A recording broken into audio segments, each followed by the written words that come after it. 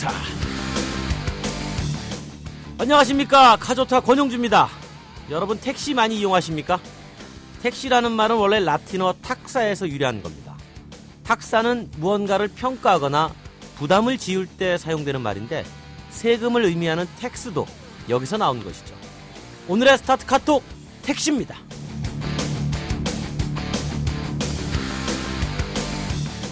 한국에 처음 택시가 등장한 때가 1912년입니다. 미터기는 없었고 서울 한 바퀴 도는데 3원 받았다고 합니다. 그리고 개인 택시는 67년 7월, 콜택시는 70년 4월, 72년에는 공항택시가 생겼죠. 지금은 택시가 너무 많아서 문제입니다.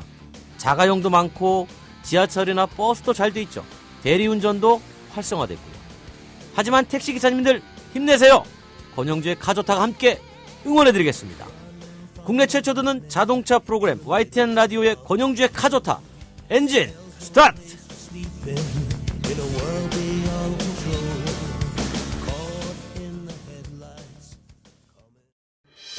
권용주의 카조타, 베러 앤 디퍼런트 르노 삼성자동차, 세계를 향해 도약하는 글로벌 리더 쉐보레와 함께합니다. 요, 체크로, 예. 내 차 제일 잘 나가. 우리는 튜닝 마니아예요. 급격히 커지는 튜닝 시장. 정부도 본격적으로 키우겠다고 나섰죠. 갈 길은 멉니다. 현실과 법은 멀기만 한 튜닝 제대로 짚어보고자 만든 코너. 내가 제일 잘 나가. 튜닝 마니아. 오늘도 한국자동차 튜닝 산업협회 카띠아 회장을 맡고 계신 대림대 김필수 자동차학과 교수님 옆에 계십니다. 안녕하세요. 안녕하세요. 점점 젊어지시는 것 같아요. 그렇습니까? 사실 제가 앳돼 보이지 않습니다. 그냥 던져본 얘기인데. 자, 오늘 어떤 주제입니까? 일단 튜닝 마니아들의 관심사가요. 네. 사실 이 기준에 대한 불법과 합법에 대한 부분들 있죠. 이 부분이 상당히 혼동이 되고요. 또 경찰들하고 싸우는 사람들도 있어요. 맞아요. 예, 법적인 부분들도 바삭하게 아시는 분들 있죠. 이런 그렇죠. 부분들은 변 몇 조에 해당되느냐 이거 가지고 싸우는데 대단합니다. 표현을 빠삭하게라는 표현을 쓰시랍니다. 자꾸 공개적인 만나면 이상하게 사람이 변하는 것 같아요. 좀 문제가 커요. 정확하게 지금. 안다라고 표현해야지. 빠삭하게. 하나하나 짚어봐야 되겠습니다. 네. 튜닝에 관심 갖는 분들 네. 뭐부터 봐야 됩니까? 사실 여러 가지가 있습니다. 튜닝하게 되면 우리가 일반적으로 바깥에 꾸미는 드레스업 튜닝도 있고. 네, 드레스업은 뭐 저희가 눈으로 얘기했죠. 그렇죠. 그리고 안에 시스템을 이제 바꾸는 퍼포먼스. 우리가 또는 메커니즘 튜닝이라 그러거든요. 성능을 올리는 거죠. 그렇죠. 네. 이 두 개를 크게 나누는데 이거 말고요. 네. 특수차에 해당되는 빌트업 튜닝이 있습니다. 특수차에 하는 거를 우리가 빌트업 튜닝 이렇게 얘기합니다. 그렇죠. 또 이제 이런 경우가 이제 예를 들어서 뭐 캠핑카라든지 또는 일반 트럭이나 아니면은 다른 종류들을 좀 특수하게 꾸미는 거 있죠. 근데 푸드트럭 같은 경우는 이제 허용이 됐잖아요. 허용이 됐죠. 근데 네. 무작정 허용보다도요. 네. 절차나 이런 것들 간소화시켜서 허가 절차를 편하게 만들어줬다는 겁니다. 그럼 무작정 아무나 가는 건 모두가 아니죠. 다 허가가 되는 건 아니다. 이게. 맞습니다. 예를 들어서 뭐 트럭 같은 거, 포장 같은 거, 캡을 하나 씌울 때도요. 허가 사항으로 해서 편하게 만들어준다든지 또 그렇다고 트럭을 보게 되면은 짐을 1톤짜리인데 2톤을 실 수 있게끔 뒤에 그건 안 되죠. 오를 또 용접을 해서 올린다든지 이거는 완전 불법이죠. 그렇죠. 네. 그래서 이런 부분들도 사실 편하게 해줬다는 것, 지금 절차상을 쉽게 해줬다는 게 상당히 의미가 있습니다. 제가 한번 여쭤볼게요. 네. LED 안개등 램프. 네. 불법입니까? 합법입니까? 합법으로 바꾸고 있습니다. 근데 이게 아직 그러면 지금은 불법. 됩니다. 돼요? 돼요. 근데 왜냐면은 등의 위치라든지요. 네. 또 색깔 변하게 하면 불법인데요. 네. 예를 들어서 예전에 할로겐 등을 예를 들어서 지금의 LED 고위도 LED가 많지 않습니까? 이거를 바꿔서 똑같은 색을 바꾸는 건 전혀 문제가 없습니다. 그러니까 뒤에 브레이크 등 같은 경우에도 빨간색의 일반 할로겐 등을 썼던데 일반 등이라든지요. 근데 지금은 LED로 바꾸는데 광도가 너무 강하다든지 최저와 최고가 있기 때문에 그렇죠. 그 내에만 들어가면 전혀 문제는 없습니다. 그러니까 그렇다고 뭐 검사하는 건 아닙니다. 위치가 바뀌지 않고 색상이 바뀌지 않고 같은 위치 채도와 명도가 기준 안에 들어왔을 때는 등 소재를 바꿔도 문제가 없다. 그러나 이제 광도가 넘어가서 너무 눈부시다. 그렇죠. 그렇다고 뭐 장비 가지고 측정하는 건 아니기 때문에 불법이나 하더라도 단속을 할 때는 쉽지는 않죠. 근데 지금 예를 들어서 김필수 교수님의 얼굴이 너무나 빛난다. 이거 합법입니까? 합법이죠. 아니 요즘은 일부러 이렇게 광택을 내시는 분들도 있어요. 있습니다. 네. 자, 배기구는 잘못 만지면 불법된다. 네, 많습니다. 어떤 게 예를 하나 들어주세요. 예를. 배기구 중에서는 특히 머플러 쪽에는 네. 결국은 소음이에요. 소음. 소음기를 띈다든지 하게 되면 소리가 너무 커가지고 네. 운행 도중에 뭐 바닥에 지진이 일어나는 거 있죠. 다다다다다다. 그렇죠. 네. 이거는 뭐 소음 공해이기 때문에 이거는 넘어가면 일단 불법이고요. 문제는 소음 기준이 있죠. 있습니다. 법적 기준으로. 있습니다. 110데시벨로 제가 10인가? 뭐, 네. 그 정도 저도 숫자에 약해가지고 항상 하다 보니 110이 맞을 겁니다. 예, 근데 이제 문제는 머플러가 이 소음이 크게 안 나더라도요. 네. 위치 자체가 너무 떨어져서 최저 지상고가 바닥에 달 정도가 되면 그것도 불법입니다. 지상고를 낮추는 거죠. 예, 낮추고. 그러니까 서스펜션의 스프링을 조절해서. 그렇죠. 네. 낮춰서 밑에까지 가고 또 예를 들어서 머플러가 뒤에 있는 이 범퍼 바깥으로 나오면 불법입니다. 안전에 지대한 영향을 줄 수가 있거든요. 바깥으로 튀어나오지 말아야 된다는 거. 아, 그렇구나. 그래서 그건 안전에 영향을 주기 때문에 그런 것만 지키게 되면 전혀 문제는 없다 이렇게 볼 수가 있습니다. 자, 또 주로 많이 하는 게 네. 우리가 앞서 말씀하신 퍼포먼스 튜닝, 이른바 네네. 튠업, 네. 성능을 높이는데 네. 터보 엔진을 장착한다. 네. 엔진을 싹 바꾼다. 이건 뭡니까? 엔진을 전체로 바꾸는 건 문제가 있습니다. 네. 지금 사람으로 따지면 심장을 바꾸는 거 마찬가지이기 때문에. 심장을 바꾸는 거죠. 네, 심장을 네. 바꾸는 겁니다. 그래서 일부 터보 장착을 한다든지 이런 것들은 합법적인 절차를 거쳐서 바꿀 수가 있습니다. 네. 그러나 이 엔진 통째로 바꾸는 것은 문제가 있기 때문에 이런 부분들은 허가가 안 된다 이렇게 볼 수가 있습니다. 야, 이게 들어보니까 네. 정말 이게 불법과 합법 사이 상당히 좀 헷갈리는 부분도 많고. 상당히 문제가 많고요. 네. 더더욱이 문제가 되는 것은 이게 이제 보통 구조 변경 제도를 일반적으로 교통안전공단의 전국에 있는 시운항계 검사소에서 받습니다. 예, 예. 근데 이 검사소마다 기준이 조금씩 틀리다는 거에 대한 이 불만이 상당히 많습니다. 검사소마다 기준이 틀릴 수가 있나요?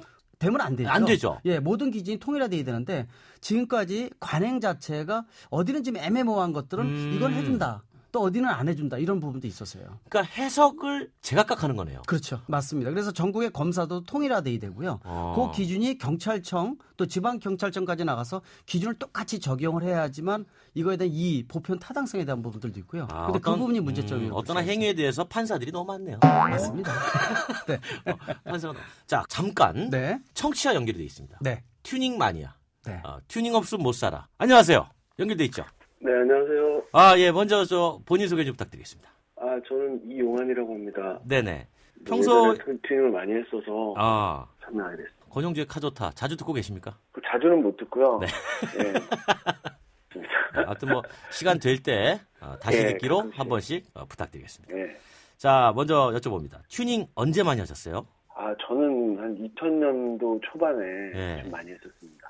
2000년도 초반에 이제 막 여러 분야로 뭐 터보 튜닝이라든가 아니면은 그 원메이크전 나간다고. 처음 그때 막 할 때 네. 아마추어 레이싱 하는 친구도 있고 해가지고 네. 그때 여러 가지로 뭐 관심들이 좀 생겨서 원래는 오디오 튜닝을 많이 했었는데. 오디오. 그러다가 이제 차에 관심이 많아져가지고. 네. 오디오 만지다가 이제 자동차로 이제 마술을 뻗쳤군요. 그런 분들 굉장히. 자, 그렇게까지 좋아하시다가 그만두셨어요? 지금은 요즘에는 좀 안 하고 있는 편입니다. 네. 그거 왜 안 하시고 계세요? 그게 좀 힘들어. 이렇게 뭐 제가 듣다 보니까 제가 경험한 것들도 많이 나오는데 구조 변경도 굉장히 중구난방이고. 네. 그리고 이게 튜닝이 뭐 일어나돼 있는 규칙도 없고 그때 이제 막 튜닝 업체들이 난립할 때라. 그렇죠.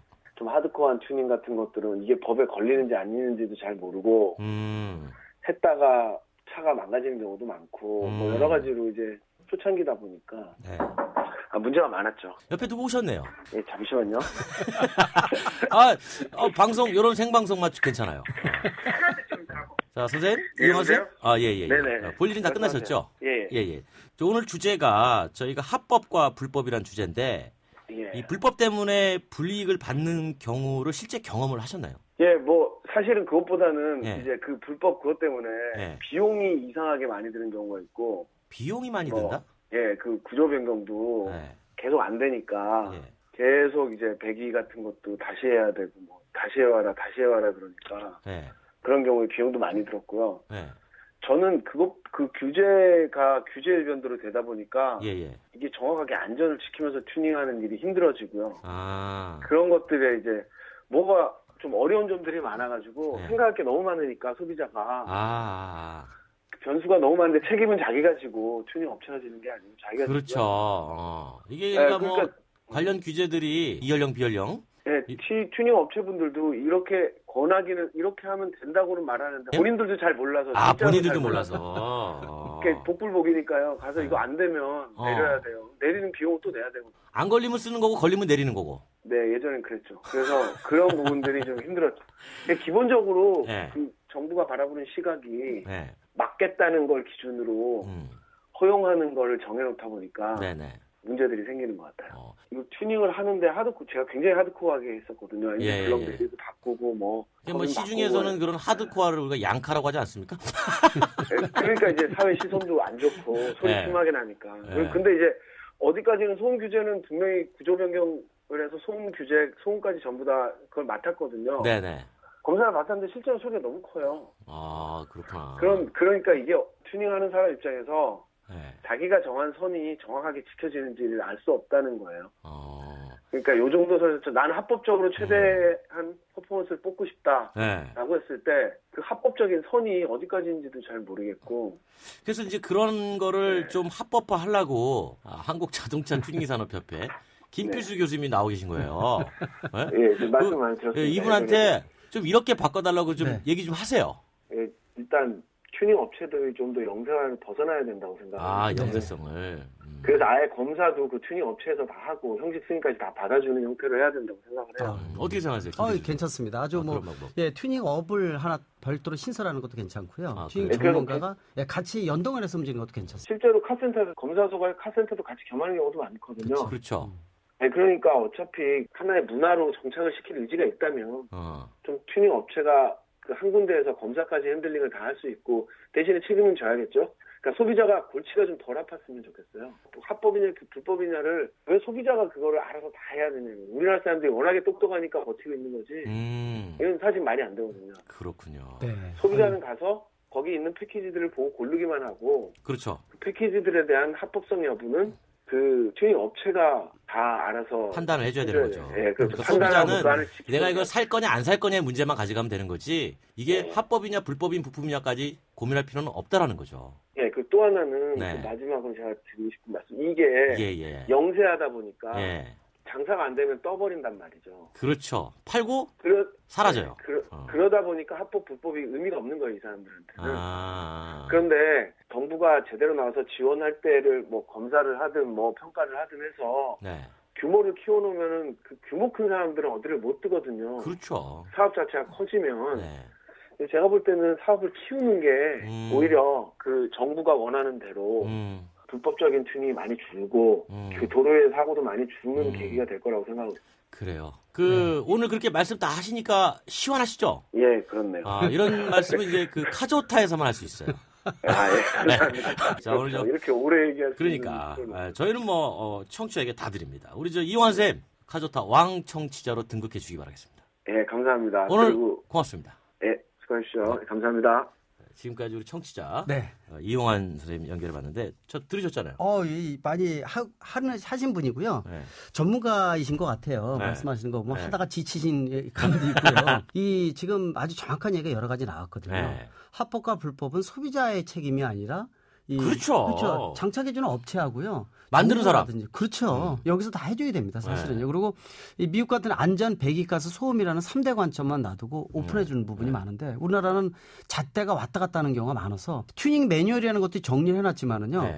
일각의 전체적인 거 계략적인 것만 해놓은 거기 때문에 필요한 게 뭐냐면 머플러. 한 머플러의 사례집을 다 모아놓는 겁니다. 그래서 합법과 불법을요. 정확히 좀 나눠주게 되면은 그게 일선에도 업체들도 다 가지고 있으면은요. 이런 게 지금 사례집이 나와야 돼요. 아니 그러니까 그런 얘기를 여기 와가지고 이렇게 김필수 교수님께서 목소리 높일 게 아니라 지금 하고 계십니까? 말을 안 들어요. 말을 아니 그거 하라고 자동차 튜닝산업협회 회장하고 계신 거 아니에요? 근데 많이 바뀌어야 돼. 이게 이제 전향적으로 바뀌어야 되는데 물론 40년 동안 누적된 튜닝의 불모지가 1년 만에 바뀌기 어렵습니다. 물론 이번 정부 끝나기 전까지는 어느 정도 정리가 될 거예요. 근데 예를 들어서 지금 12인승 같은 경우 벤 같은 경우에도 좌석 하나만 떼도 불법이지 않습니까? 그렇죠.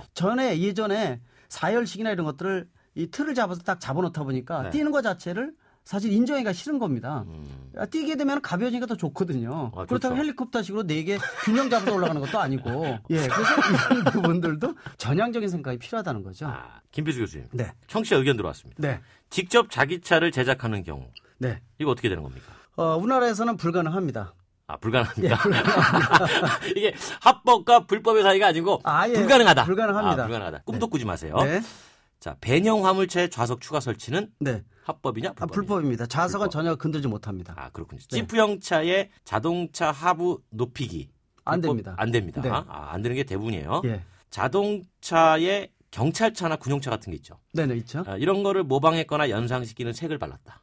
색은 뭐 변형시켜도 괜찮습니다. 문제는요. 네. 외부에서 다른 사람이 봤을 때 반사판이라든지 혼동을 일으키거나 이런 경우에는 안 되게 돼 있죠. 예를 들어서 우리가 썬팅 같은 거 틴팅 해줄 때도 아주 시커멓다든지 또는 그렇죠. 반사판 쓰는 경우 있죠. 이거 불법이거든요. 그렇죠. 마찬가지로 바깥 외부도 뭐 은색이라든지 이런 걸 반사판을 붙인다든지 하면 문제가 생길 수가 있습니다. 스티어링 휠을 바꿔 달겠다고 할 때 나무로 된 거 가능합니까? 뭐 튼튼만 하면 괜찮겠죠. 왜냐 지금 알루미늄 휠이나 여기 인증제가 우리나라에서는 아직 없습니다. 네네. 사실 이게 복제품, 정품 팔아도 어느 게 진짜 가짜인지도 구분도 못하고요. 기준이 없기 때문에 전혀 문제는 없겠죠. 번호판 가장자리에 네온등 다는 것은 괜찮아요? 불법입니다. 소음기는 법에 따른 데시벨만 갖추면 구조 변경을 해도 되나요? 네. 그러나 이 위치나 이런 것들이 안전에 영향을 주면 불법입니다. 지금 그 청취자 의견을 제가 한 10가지를 물어봤거든요. 그중에 8가지가 X가 나왔어요. 그래서 사실 지금까지의 법이요. 허가를 위한 법이 아니라 불을 위한 법이었다는 거죠. 저희가 여쭤본 게 뭐냐면 이게 사실 가장 많이 하는 튜닝 중이에요. 그렇죠. 맞습니다. 그런데 그중에 8가지가 불법이다. 그럼 우리는 지금 튜닝하는 사람들은 80%가 불법을 자행하고 다니는 것이다. 네, 그렇죠. 그리고 이제 잘못된 튜닝의 인식도 있었다. 지금까지요. 어떤 기준도 제시를 안 해줬기 때문에 합법적인 기준에 대한 부분들을 정확히 좀 알려줄 필요도 있겠다. 이렇게 볼 수가 있습니다. 튜닝을 했어요. 근데 이제 튜닝한 걸 가지고 보험 혜택을 요청했단 말이죠. 근데 거절당했어요. 그런 인증 자체도 안 돼 있고요. 예를 들어서 엔진 오일 같은 것도 그렇고 만약에 합법적인 것이 아니다 그럴 경우에는 무상 AS에 대해서 제외하는 경우가 사례가 많이 늘어나고 있거든요. 자동차 메이커의 목소리가 너무 높은 거죠. 그래서 지금 정부에서 준비하고 있는 것도 튜닝을 했을 경우에 보험사하고 같이 협약을 맺어서요. 어떤 튜닝 부품일 경우에는 합법적으로 이 보험을 해줄 수 있게끔 이런 제도적인 부분들을 구축을 하고 있는 중입니다. 계기판 같은 거 교체하는 경우 꽤 많이 봐요. 통째로 바꾸면 불법입니다. 통째로 바꾸지 말고 부분적으로 바꾸면 괜찮습니다. 합법이고요. 부분은 합법, 통째로는 불법. 근데 그거에 대한 구분이 또 애매모호하다는 그러니까 거죠. 치킨 반마리는 합법, 한 마리는 불법. 반마리 두 번 나눠서 드시면 괜찮습니다. 웃기네요. 우리가 통상 그 자동차 튜닝하시는 분들 스티어링 휠 있잖아요. 지름을 좀 줄여요. 좀 작은 걸 다는 거죠. 그렇죠. 합법입니까, 불법입니까? 불법입니다. 불법이군요. 왜 그러냐? 보통 일반 경주형으로 해서 지름이 적은 걸 끼게 되면요. 회전 반경과 느낌이 틀려지기 때문에 안전에 영향을 줄 수가 있어요. 그래서 최소한 같은 지름을 다른 걸로 바꾸는 건 전혀 문제가 없는데 일반 경주형 같은 조그만 걸로 바꾸면 문제가 된다. 이렇게 볼 수가 있습니다. 조향각이 변하는 거죠. 맞습니다. 안전에 영향을 줄 수가 있다. 한국 자동차 튜닝산업협회 회장을 맡고 계신 대림대 김필수 자동차학과 교수님과 자동차 튜닝 불법과 합법 사이 얘기 나눠봤습니다. 다음 시간에 더 재미있는 튜닝 이야기 기대하겠습니다. 알겠습니다. 고맙습니다. 감사합니다. 드라이빙 고고싱 떠나요 둘이서 오빠랑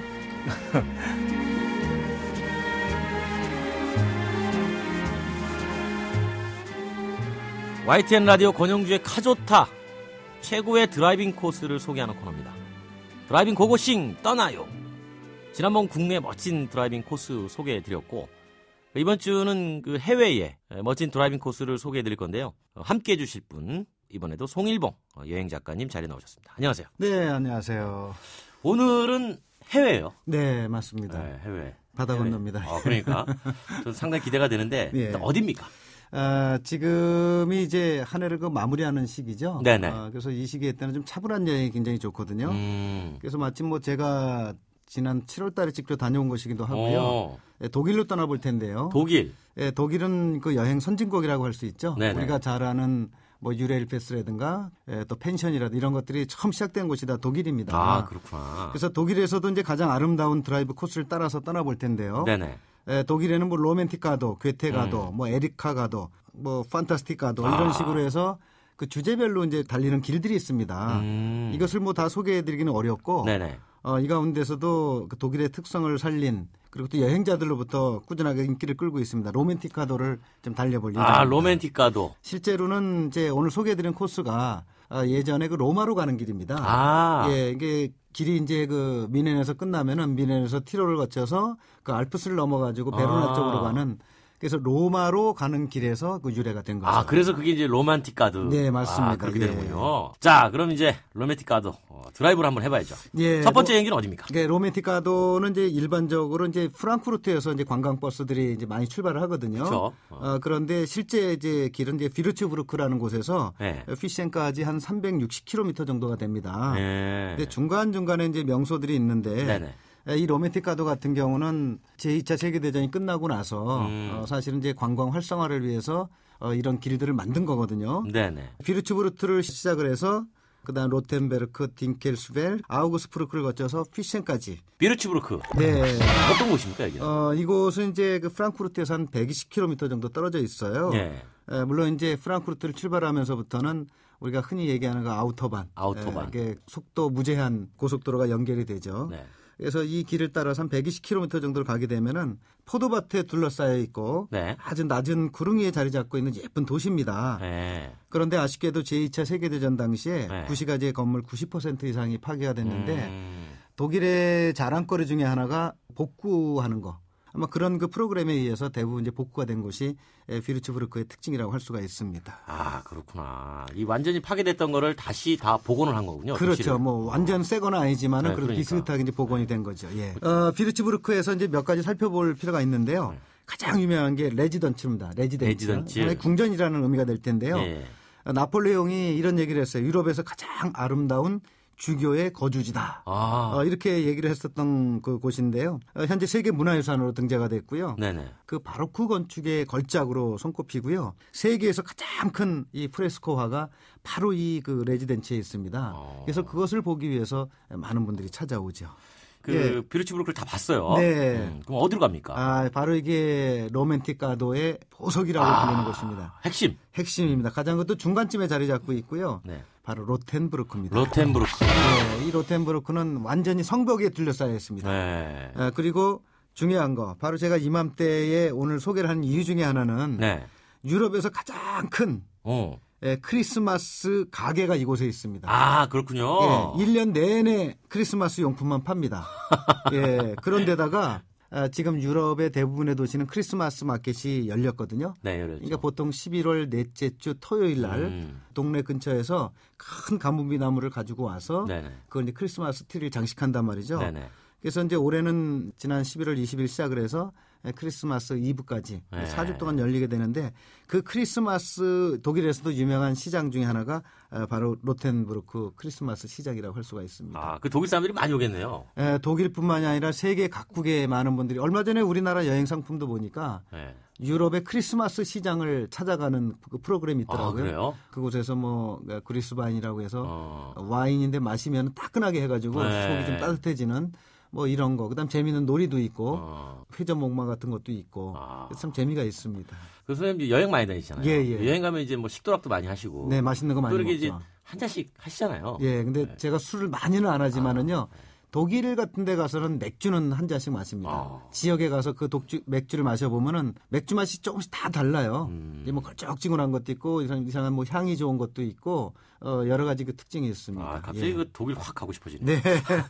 자, 그럼 이제 로텐부르크에서는 이제 크리스마스 용품 판매장이 있고 이외에 또 뭐 좀 눈여겨볼 곳이 있습니까? 네, 로텐부르크 구시가지를 보면은요. 간판이 굉장히 예쁩니다. 간판. 네, 이제 안경이 그려져 있어요. 아무런 뭐 상호가 없고. 안경이 그려 안경집. 안경집. 그다음에 맥주잔이 그려져 있으면은 맥주집. 근데 와인잔이 그려져 있으면 와인집. 그런데 소를 그려놓은 게 있어요. 그건 정육점입니다. 로텐부르크에 재밌는 시계가 하나 있습니다. 그게 마이스터 트롱크라는 시계인데 이건 뭐냐면 오전 11시부터 오후 3시까지만 매 시간 정시가 되면은 그 시계 옆에 조그만 창문이 있어요. 창문이 열리면서 인형이 나와가지고 와인을 마십니다. 그 예전에 신교도 구교도에서 뭐 유럽 전체에 큰 전쟁 30년 전쟁이 있었는데요. 그 전쟁 중에 이제 로텐부르크가 함락당해서 이제 불에다 질러버린다고 이제 다 그 적장이 얘기를 한 거예요. 적장이 좀 취했던 모양이죠. 그러면서 만약에 이 와인잔으로 술을 단숨에 들이키면 내가 이 도시를 살려주겠다. 근데 그 와인잔이 3.25리터짜리예요. 이거는 뭐 물을 마셔도 배가 터질 판인데. 그렇죠. 근데 그 당시에 시장이 내가 마시겠다 해서 단숨에 들이켜가지고서는 다시는 도시를 구하게 된. 그 이후로 시장은 3일 동안 잠을 잤다라는 그런 유래가 있고요. 그다음에 우리나라도 요즘 유행인데 슈니발렌이라고 예. 이렇게 딱딱해서 깨서 먹는 빵이 있습니다. 아, 그래요? 이게 동그란 눈덩이처럼 생겼죠. 영어로는 이제 스노볼이라고 하는데 그 슈니발렌의 원조가 바로 로텐브루크입니다. 그래서 뭐 로텐브루크에서만 지내도 아주 재밌는 여행이 될 거라고 생각을 합니다. 그러겠네요. 로텐브루크에서 3일 머물러도 충분하겠네요. 그렇습니다. 예. 근데 이 로맨틱 가도를 달리다가 조그만 마을도 좀 들을 수 있죠. 예, 이게 드라이브의 특징 중에 하나는 그러니까 도시들이 계속 이어지면 재미가 없어요. 네네. 이제 도시를 벗어나서 그다음에 좀 한적한 길을 가다가 그다음에 또 조그만 도시가 있으면 저녁 무렵이면은 불이 반짝반짝하지 않습니까? 한번 들어가 보고 싶죠. 그런 느낌을 주는 도시가 바로 딩켈스벨이라는 곳인데요. 예, 이거는 30년 전쟁과 2차 대전에도 피해를 입지 않았어요. 안 한 이유는 이건 뭐냐면 워낙 작기도 하고 몰랐던 거죠. 아마 그 연합군 측에서 그 융단 폭격을 하면서도 저 마을만큼은 보존을 해야 되겠다라고 아마 생각을 했던 모양이에요. 독일에서 가장 오래된 집 도이치하우스라고 하는데요. 뭐 한 14세기, 15세기 무렵이니까 뭐 얼핏 잡아도 한 600년 정도 이상 되지 않았겠습니까? 지금은 호텔로 이용이 되고 있는. 이 호텔 비싸겠는데요? 아마 예약이 어려울 걸로 생각. 독일 같은 경우는요. 값보다는 아마 예약이 잘 되지 않는 경우가 굉장히 워낙 많습니다. 좋아해요. 그렇습니다. 예, 맞습니다. 예. 그럼 일부러 찾아가죠. 그런 데를. 그러면 이제 어디 또 지나게 됩니까? 로맨틱 가도를 이제 그 딩켈스벨을 지나게 되면은 그 아우구스부르크라는 곳이 있어요. 이거는 뭐 기차역도 굉장히 큰데요. 고대 로마 제국의 황제입니다. 아우구스투스의 이제 이름을 딴 도시인데 독일에서 가장 또 아름다운 종교 건축물입니다.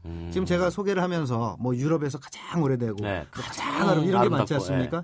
그래서 이 길이 로맨틱 가도로 왜냐하면 그런 게 없으면은 로맨틱 가도의 의미가 없겠죠. 적당히 아름답고 적당히 오래됐으니까. 예, 그러면은 그 이름을 붙이면 안 되겠죠. 그래서 바로 독일에서 가장 아름다운 종교 건축물입니다. 종교 건축물. 이게 바로 게르그 성당이 있는데 한 1500년 무렵에 세워졌으니까 한 500년 정도 역사를 가지고 있고요. 도시에 3개의 분수가 유명한 분수가 있어요. 그 이름을 붙여놨는데 하나는 아우구스투스 분수, 하나는 메르쿠리우스 분수, 하나는 뭐 헤라클레스 분수. 헤라클레스. 예, 헤라클레스는 유럽 여행하다 보면은 중간중간에 그 분수들이 굉장히 많아요. 아마 그 힘이 세지고 싶었던 모양이죠. 예. 자, 여행도 이제 우리가 통상 출발지가 있으면 도착하는 것도 있어야 되잖아요. 그러면 그 사이에 지금 비르츠부르크를 출발해서 지금 로맨틱 가도의 종착지로 가고 있어요, 저희가. 바로 뮌헨 근교에 있습니다. 그 휘센이라는 곳인데요. 우리나라 그 대학생들이 이곳을 자주 찾아가죠.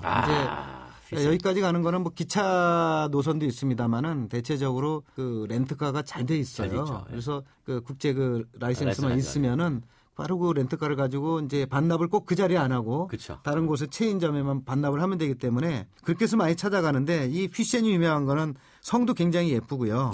그 디즈니랜드에 있는 그 신데렐라의 성 그 모델이 된 노이 슈반슈타인 성이 있는데요. 노이 슈반슈타인. 예, 그건 워낙 유명하죠. 유명하죠. 이것은 이제 그 바그너의 오페라 로헨그린에 등장하는 그 백조의 성으로도 아주 유명한. 그래서 이곳에서 이제 일정을 마치게 되고 하룻밤은 퓨센에서 한번 주무시는 것도 좋은 경험이 되겠습니다. 그러면 이 로맨틱 가도의 최고의 드라이빙 매력은 뭐냐면은 일단 자유로움이죠. 자유로움과 여유로움인데요. 우리가 이제 아우토반을 달린다고 했지 않습니까? 근데 일반적으로 속도 제한이 없지 않습니까? 근데 속도를 낼 수가 없어요. 차도 많고. 예, 그리고 길이 좁아요. 그리고 이제 속도 제한하는 구간도 꽤 많아요, 요즘은. 그런데 가다 보면은 길들이 좀 구불구불하지 않습니까? 근데 저는 그게 매력이라고 생각을 합니다. 우리 고속도로 좀 쭉쭉 뻗어 있으면은 운전하는 사람도 좀 지루하지 않습니까? 근데 그 독일의 이제 이 로맨틱 가도 같은 경우는 길들이 마치 우리나라 국도처럼 이렇게 구불구불 돼 있고 마을을 지나고 또 다리를 지나고 어떨 때는 뭐 야트막한 그 구릉지대도 지나고 이래서 지루할 틈이 없고 그 여행지 찾아가는 목적보다도 그 운전을 하는 즐거움을 주는 이제 중간에 간이 휴게소 같은 데 잠깐 쉬어서 뭐 차 한 잔 드시고 뭐 간식 드시고 이런 것이 아마 오면은 정말 그 행복하구나 이런 느낌을 가질 수 있는 곳이 로맨틱 가도의 특징이라고 할 수가 있겠습니다. 참고로 말씀드리면 독일에서 운전하는 게 어렵지 않아요. 네, 그렇죠. 왜냐하면 뒤에서 앞에 쪽 못 간다고 빵빵대지도 않고 절대 그러지 않고요. 그리고 시내에서 바로 벗어나면 아우토반이기 때문에 뭐 내가 어떻게 돌아가서 운전을 하지? 이런 맞습니다. 생각은 안 하셔도 됩니다. 그리고 사람이 그 혹시라도 지나가면요. 사람이 보이게 한 1km 전부터 속도를 줄입니다. 그렇죠. 예, 사람이 완전히 지나갈 때까지. 예, 우리는 사람들과 빨리 지나가라고 하는데 우리처럼 앞에 빨리 안 간다고 뒤에서 빵빵대고 헤드램프 끼고 이러지 않으니까요. 맞습니다. 이렇게 운전하시면 됩니다. 독일 로맨틱 가도 재미나게 들었습니다. 네, 감사합니다. 정말 이렇게 파노라마처럼. 네, 저는 그 눈으로 그걸 보면서 이제 설명을 때 가보셨죠? 전 뭐 한번 가본 적이 있어요. 예, 그래서 그 느낌을 가지면서 이제 소개를 해드렸습니다. 성에서 잠 못 자고요. 지나만 갔습니다. 예. 자, 오늘 방송 감사합니다. 다음 시간에 또 뵙겠습니다. 네, 고맙습니다. 지휘자 금난세입니다. 베토벤이 후세에 위대한 음악을 남길 수 있었던 것은 악상이 떠오를 때마다 반드시 메모하는 습관 때문입니다. 최고의 음악을 위한 금난세 씨의 노력은 매일매일 양지 다이어리와 함께합니다. 나의 역사 속엔 언제나 양지 다이어리. Best shot, best enjoy, best shot, best shot to the best manager, best shot, best shot, best smile, best shot. 전자제품 쇼핑은 베스트숍에서. Best shot. 김연아예요. 저의 다음 계획 궁금하시죠? 앞으로 강원 평창수와 함께 준비하겠습니다. 평창 동계올림픽을 준비하는 깨끗한 물이니까요. 강원 평창수 마시면서 같이 준비하실래요? 평창 동계올림픽 공식 먹는 샘물 강원 평창수. 세계 최고의 인재를 키워도 어렵다. 자산 키우기. 그래서 하버드에도 신협이 있습니다. 전 세계 100여 개국 시민들이 함께 만든 앞으로의 금융, 신협. 우리나라 신협은 세계신협협의회와 함께합니다. 송일국입니다. 프로바이오틱스 고를 땐 두 가지만 기억하세요. 위에서는 쥐락, 잡아주고 장에서는 펴락, 풀어주고 세계인의 장을 쥐락, 펴락 수출하는 프로바이오틱스. 세계가 주목하는 데는 이유가 있겠죠. 쥐락, 펴락, 띄워락. 건강기능식품 광고입니다. 빵빵, 엄마, 한눈 팔면 안 돼요. 붕붕, 아빠, 빨리 달리지 마세요. 끽, 안전벨트 안 하면 큰일 나요. 당신을 걱정하는 그 마음 알아서 오늘도 안전운전. 현대해상 마음 2배 운전자 보험. 마음이 합니다. 현대해상. 가입 시 유의사항을 꼭 확인하세요. 진정한 유러피언 프레스티지는 남다른 혜택에서 완성됩니다. 신차 교환부터 전담 AS 컨설팅까지 우월한 당신을 위한 남다른 혜택. New SM7 Nova 멤버십 서비스. 우월하게, 남다르게. Better and different. New SM7 Nova Membership Service. 피로하면 더욱 심해지는 어깨 통증, 신경통, 눈의 피로. 문제는 피로 물질이죠. 어떻게 풀죠? 활성 비타민으로 풀어줘야죠. 아로나민 골드를 먹은 날과 안 먹은 날의 차이를 경험해보세요. 활성 비타민 피로회복제 아로나민 골드. 진작 먹을걸. 일동제약. 현대자동차의 버라이어티한 SUV 라인업. 강렬한 스타일의 투싼, 강인한 외관, 편안한 승차감의 산타페, 더 넓은 공간의 맥스 크루즈, 프리미엄한 베라 크루즈. 선택의 기준은 달라도 답은 현대자동차 SUV 라인업. New thinking, new possibilities. 현대자동차. 자원도, 기술도, 자본도 없었지만 도전 앞에 불가능은 없었습니다. 자원은 유한하지만 창의는 무한하기에 포스코의 끝없는 도전주의는 결코 멈추지 않습니다. 위대함을 향해 갑니다. 포스코. 국내 최초로 시도하는 라디오 전용 자동차 전문 방송 권용주의 카좋다. 이 프로그램은 베러앤디퍼런트 르노 삼성 자동차, 세계를 향해 도약하는 글로벌 리더 쉐보레와 함께합니다.